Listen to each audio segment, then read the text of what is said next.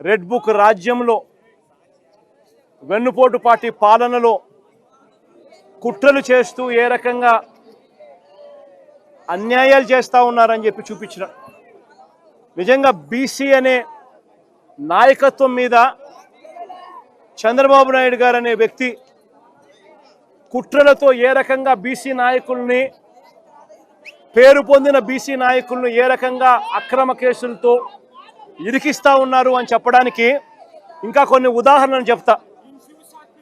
వైఎస్ఆర్సీపీ పార్టీలో ఎదుగుతూ ఉన్న బీసీ నాయకులను చంద్రబాబు నాయుడు గారు ఏ రకంగా లక్ష్యంగా చేసుకున్నారు అనంటే, శ్రీకాకుళంలో మొన్న మత్స్యకార బీసీ నాయకుడు సిదిరి అప్పలరాజు నేను మొన్న తనకు జరిగిన అన్యాయం మీద శ్రీకాకుళం వెళ్ళి తనకు జరిగిన అన్యాయాన్ని ప్రెస్ సమక్షంలో పూర్తిగా వివరాలతో సహా వివరించిన.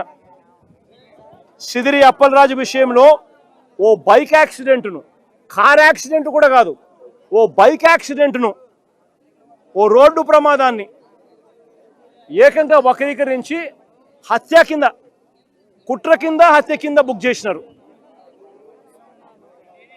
ఒక బీసీ నాయకుడు 18 ఏళ్ల కొడుకు బైకు నడుపుతూ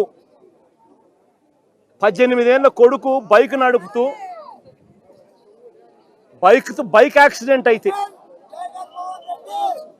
18 ఏళ్ల కొడుకు బైక్ యాక్సిడెంట్ అయితే ఆ యాక్సిడెంట్ను హత్య కింద, కుట్ర కింద ఏ రకంగా మలిచి చివరికి అప్పలరాజును సైతం అరెస్ట్ చేసినారు. మత్స్యకార లీడర్, ఒక డాక్టర్,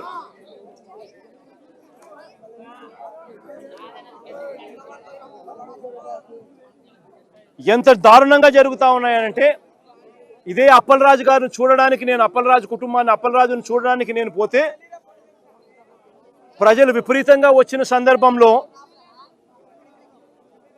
చింతాడ రవికుమార్ అని చెప్పి ఆముదాల వలస మా కోఆర్డినేటర్, బీసీ నాయకుడు, కాళింగ కులస్తుడు, బీసీ నాయకుడు, ఆయన లేడీ ఎస్ఐను చంపబోయాడంట. ఆయన లేడీ ఎస్ఐని అంతమంది జనాదుల మధ్య నన్ను రిసీవ్ చేసుకోవడానికి ఇంతమంది జనాదులు వచ్చిన పరిస్థితుల మధ్య పోలీసులు అక్కడ వీళ్ళని రాకుండా ఇంకా అడ్డుకుంటా ఉన్నారు. వాస్తవం చెప్పాలంటే ఆ లేడీ ఎస్ఐను చంపబోయారంట. అది కేసు. ఎవడన్నా పోలీసు వాళ్ళని, ఇంతమంది మనుషుల ముందర ఎవడన్నా పోలీసు వాళ్ళని చంపుతారా? బుద్ధి జ్ఞానం ఎవడన్నా ఉందా? ఎవడన్నా కేసు పెట్టేవాడు ఎవడైనా? అందులో ఆడ ఎస్ఐని ఎందుకు చంపుతారు ఎవరైనా కూడా? అయినా ఆయన మీద ఇటువంటి తప్పుడు కేసు, అరెస్టు. ఈరోజు మళ్ళీ కర్నూలులో బోయ కులస్తుడు, బీసీ, ఆలూరు ఎమ్మెల్యే పరిస్థితి ఏమిటని ఇప్పుడే చెప్పిన. అక్రమ కేసుల్లో ఏ రకంగా బీసీ నాయకత్వాన్ని చంద్రబాబు నాయుడు గారు దగ్గరుండి నలిపివేస్తా ఉన్నాడని చెప్పడానికి ఇంకొక ఉదాహరణ. మరో ఘటన, మాజీ ఎమ్మెల్యే ముస్తఫా, గుంటూరు మాజీ ఎమ్మెల్యే ముస్తఫా, మైనారిటీ లీడర్, ఏ రకంగా అక్రమ కేసు పెట్టి ఏ రకంగా ఆయన అరెస్ట్ చేసినారో ఇంతకుముందు కూడా దీని విషయంగా కూడా తన కూతురు కూడా వివరంగా కూడా చెప్పింది. వాళ్ళే డబ్బులు ఇచ్చినారు, ఆన్లైన్లో డబ్బులు ట్రాన్స్ఫర్ చేసినారు.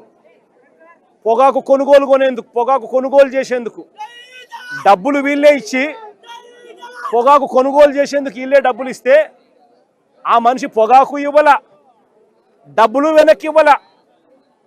పైగా ఈ ముస్తఫా మీద కేసు, అక్రమ కేసు. ఇదెక్కడి న్యాయమో ఆలోచన చేయమని చెప్పి నేను కోరుతా ఉన్నా. పోలీసులు చేయాల్సింది డబ్బులన్నా ఇప్పించాలా, కనీసం సరుకన్నా ఇప్పించాలా. డబ్బులు ఇప్పించలేదు, సరుకు ఇప్పించలేదు, పైగా ముస్తఫా మీదనే కిడ్నాప్ కేసు. ఈయన స్వయంగా ఈ మనిషిని తీసుకొని పోయి పోలీసులకు ఈయన స్వయంగా అప్పచెప్పినాడు పోలీస్ స్టేషన్లో. అయినా ఈయనే కిడ్నాప్ చేశాడని రివర్స్ ఈయన మీద కేసు. ముస్తఫా ఒక బీసీ మైనారిటీ నాయకుడు. మరో యాదవ నాయకుడు కారుమూరు సునీల్, మన పార్టీ తరఫున ఏలూరు ఎంపీగా తాను పోటీ చేశాడు. కారుమూరు సునీల్ అని చెప్పి బీసీ నాయకుడు, యాదవ కులస్తుడు. ఆయన మీద మరో అక్రమ కేసు. డిస్ట్రిక్ట్ పరిధిలో టెండర్లు పిలుస్తారు. లిక్కర్ ట్రాన్స్పోర్ట్ దానికి సంబంధించి టెండర్లు పిలిచి డిస్ట్రిక్ట్ కలెక్టర్ పిలుస్తాడు ఆయా జిల్లాలలో ట్రాన్స్పోర్ట్ చేసేందుకు. అది మహా అయితే దాంట్లో ఏదైనా మిగిలితే 2 కోట్లు ఏదైనా మిగిలితే గొప్ప సంగతి. లోకల్ లెవెల్లో, జిల్లా లెవెల్లో జరిగే టెండర్లు, దాంట్లో ఈ మనిషిని అరెస్ట్ చేసినారు. ఏ కేసు పడితే ఆ కేసు, ఎవడి మీద చేయాలనుకుంటే వాడి మీద అక్రమ కేసులు ఇష్టం వచ్చినట్టుగా పెట్టడం, దొంగ సాక్ష్యాలను క్రియేట్ చేయడం, ఇష్టం వచ్చినట్టుగా అరెస్టు చేసుకుంటూ పోవడం రాష్ట్రంలో ఇవాళ జరుగుతూ ఉన్నది ఇదే.